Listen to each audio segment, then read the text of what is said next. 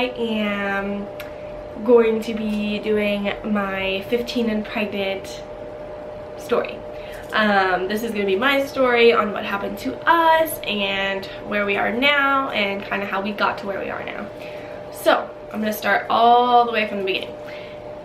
So I moved from Texas to Florida when I was 14 years old. So I started at a school and it was called Braddock. I started at Braddock when I was 14, obviously. That's like I started right after I moved. So I started and I was looking, that might sound weird, but when I first got here I was just looking for a friend or something to help me kind of get around because I was completely lost. School had already been started for a little while, so everybody kind of had their groove and I was completely lost. I'm coming into like a culture shock because the school was full of Cubans and Hispanics, and I am Hispanic and I'm Cuban, but I was coming from Texas where I was raised like American. Like I didn't speak Spanish. Well, I knew how to speak Spanish, but I never did because that just, you don't do that over there. So they kind of look at you funny if you do. So I never spoke a word of Spanish over there. I never said anything. So I just had darker skin than everybody else, and that was it, you know. So when I came over here, everything, a lot of the teachers spoke Spanish. They had really heavy accents. They you know, they just expected that most of the kids spoke Spanish because they lived here.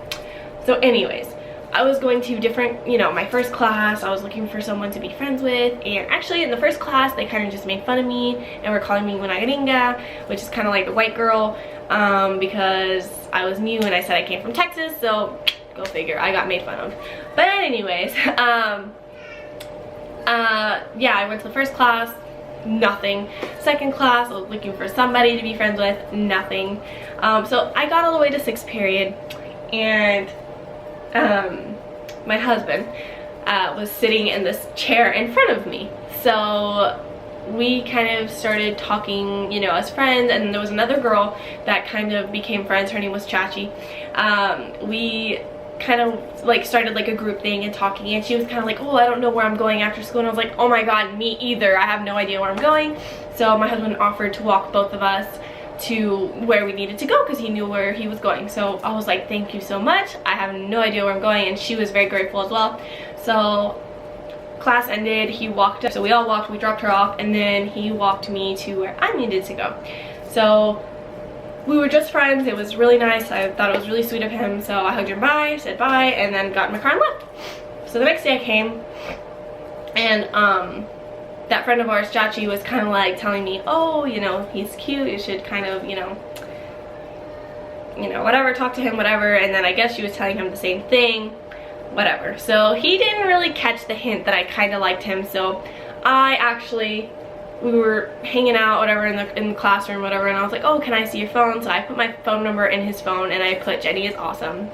So that's kind of like our trademark. I put Jenny is awesome in his phone. I don't know why I did that, but I did that. That was really dumb. But yeah, I put that in his phone, and I pretty much left the rest up to him, and I said, okay, you know, whatever, I just put that there, and that was it.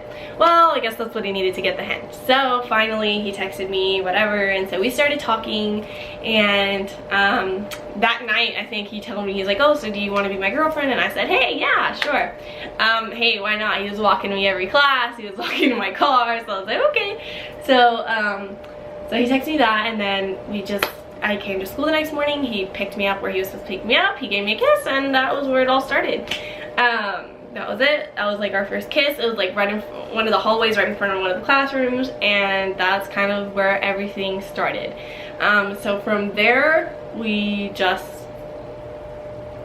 really close. We actually, like, we hit it off really quickly, and we just kind of like felt really comfortable with each other. So he was like the only person I had in the school, and he was the only person that I would talk to, or I mean besides that other friend. And don't get me wrong, I had like I made other little, you know, groups in the classrooms, just not, you know, like him. Like, so we started hanging out more.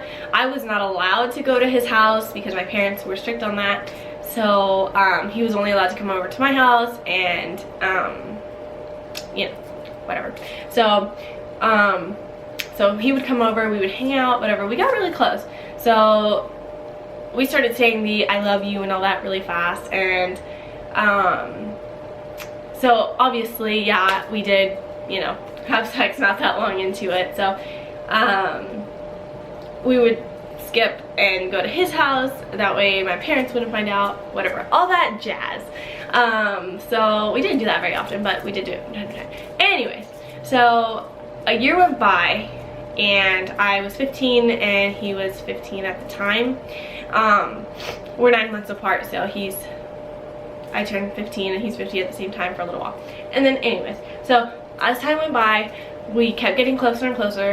And obviously at first I was on birth control, and I was on it originally just to regulate periods and stuff like that. But it started having like a really bad effect on me. I started feeling nauseous. I was like, birth control has never gone good with me. Hence probably the reason why I got pregnant so early. Anyway, so I got off that, and for a while we did use condoms, but obviously we were 14, 15, that just kind of goes out the window after a little while. So that went out the window, and so for a while we were just going with nothing, I guess, thinking nothing was gonna really happen. So for a while nothing did happen. I mean, we went like almost a whole year without anything happening. And then when I was 15, I decided, I think I was late or something, or I can't remember what, or I think I started feeling nauseous. I think I started feeling nauseous and I didn't have a period, but my period were so irregular that I didn't think anything of it. So I decided I went ahead and got a test. So the test was obviously positive, and so I can't remember, I'm trying to think if he was with me or not. I think he was with me. I think he was with me when we took it, and it was kind of just like a holy crap moment. And then obviously we had to tell family because, hello, I was living with my parents at the time. I was only 15 years old. He was 15, so we had to tell our family and they had to be let in on it. So I told my parents. It broke my dad's heart because I'm like a big daddy's girl, and he just kind of like, I give it to my parents. They didn't have like a negative reaction. They were not mean to me. They did not like shame me or anything like that. They obviously were disappointed, and you know, nobody wants that for their 15-year-old little girl. So my dad, more than anything, was like, I could tell that it really, like, I don't know, kicked him in the stomach. I don't know, it was really bad for him, I guess. And I could tell that he was like disappointed, which hurt me in turn because I am such a big daddy's girl. So me and my dad have a very close relationship, so I guess that really, you know, got to him. But anyways, he got past that and he was very supportive, as well as my mom. They were both very supportive. They let my boyfriend, I guess at the time, which now he's my husband, but they let him move in. I had a really rough pregnancy with him, with Jonathan, because I had a really bad morning sickness. Like, I could not move or I would throw up. So it was really bad. So they let him come and take care of me and stuff like that. So it was really nice. And he was there. He would make me breakfast. He would take care of me all day. He would make me lunch, dinner. He would make me everything. So he really did take really good care of me while I was pregnant with Jonathan. And again, I was only 15. So time came and I turned 16 in May, and he was born in June. So I turned 16 a month before I had him. We had a pretty regular labor. Everything went well. I had him vaginally normal. Everything went great. So that is kind of the start of everything. So then after that, we, you know, he started working. We lived with my parents for a while because he would get, like, we would get like a monthly check because his mom had passed away, so to help support kids before, you know, when their parents have passed away, they give like a check every month. So thank God for that. We didn't have to, it wasn't enough to live on our own, but it wasn't to where we had to be like supported completely by my family. So we would use that obviously for diapers, anything the baby needed. So we supported the baby since day one. But my parents did help us in letting us live there, and in letting us, they still provided food for us and stuff like that. So that was a big help from them, and I'll remember that forever. They helped us get on our feet. They let us live there until we got on our feet. They didn't make us pay a thing. So until then, obviously that check stopped coming in when my husband turned 18. So once he turned 18, he got a job working with the company that he still works with. So he's always worked from home. So he got that job, and until we had money, we saved up, and we saved up and saved up and saved up until we can finally move into an apartment. We moved into a 2-bedroom apartment. And well, actually, I'm skipping ahead a little bit. We already found out that we were pregnant with our second when I was 18 or 19. I think I was 18 when I found out I was pregnant with my daughter. And again, that came as a big shocker because I was not, I don't know, I guess, I don't know, in your head, you just don't think it's gonna happen. I don't know what the heck, because I should have learned by now, but I guess I didn't think it was gonna happen. So with her, it was like, I took a pregnancy test when I got home, and I just kind of like, I don't know, I wasn't expecting it. It was like a kick in the gut. So obviously I freaked out. First thing I do is call my mom. So I called my mom, and I was like, oh my god, I'm pregnant. So so from there, we saved up. We moved into our 2-bedroom apartment, which we lived in for quite a while. And then we just went on living, and Yami was born in that apartment, and yeah, we were really happy. We didn't have, obviously people have fights, couples have arguments, but we didn't, you know, we didn't really have any issues. We had the apartment, we had somewhere to live, we were being supported by my husband, so we were all okay.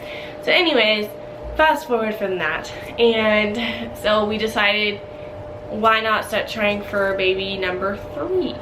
So we started trying for Josh, and that we had a miscarriage, and literally about 3 weeks after I had my miscarriage, I found out that I was expecting Joshua. So we were still living in the 2-bedroom, but the lady had already told us that we were going to be able to move up into a 3-bedroom. So we had to save up some money because we had to put like not a down, but like a deposit on this apartment and all that stuff. So we ended up saving up for this apartment, and we moved in when I was pregnant with Josh. I was probably like 3 months pregnant with Josh. I don't know, I was still pretty early. So we ended up moving in this apartment. We got settled in. Of course, you see we did the boys' room, we did Yami's room.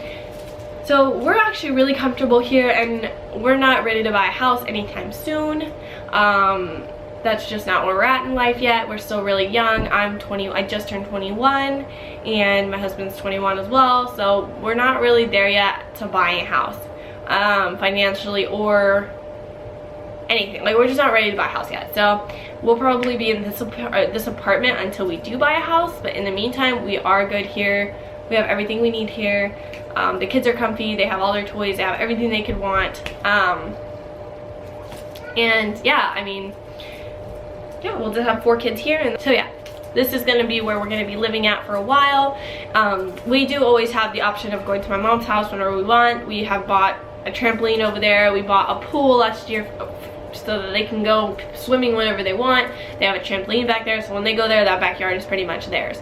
So they do have a backyard. It's not like they're cramped up in here like all the time.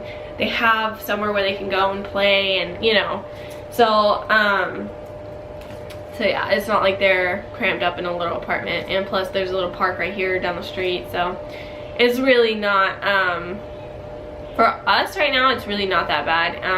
They have everything they want. They have a little dog, they have everything. Actually, recently just got a parrot. It's a Quaker parrot. It's very small, but yeah, so we have a happy life here, and we thought, why not have one last one and then not have to worry about birth control ever again in our lives. And that's kind of where we stand. So that's where we came from. I forgot to say we did get married when I was 17. So Jonathan was in the wedding. I'll probably insert some pictures here of like when Jonathan was born and the wedding and stuff like that. But yeah, guys, that's kind of like where we started and how we got to where we are today.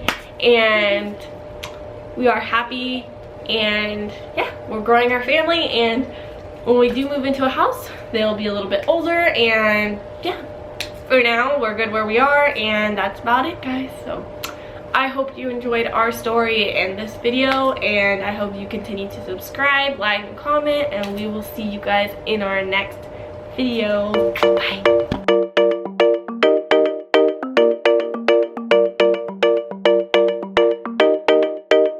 We found love.